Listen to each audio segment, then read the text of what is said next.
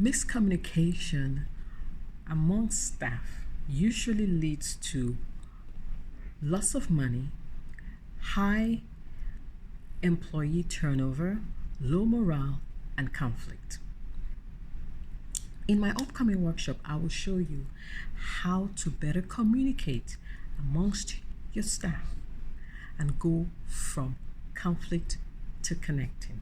You see, when I was working for this particular company, there was always so much tension amongst the members, the staff. And by attending John Maxwell's DISC program, I learned my own communication style and also how to identify the communication style of others. So, in my workshop, this is what I'll show you.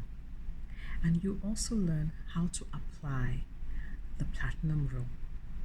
Mary attended my workshop because she was always having conflict with her boss. And after attending, she recognized this is how I best communicate, and this is how my boss communicates. And so they were able to have better connection. Edward, on the other hand, did not attend. He ended up quitting his job. And right now, even the job he has, he's facing a lot of conflict. So, encourage you to come to my workshop so that all those projects that you want to get done can get done on time. You look forward to going to work because it'll be so much more fun to be with your coworkers.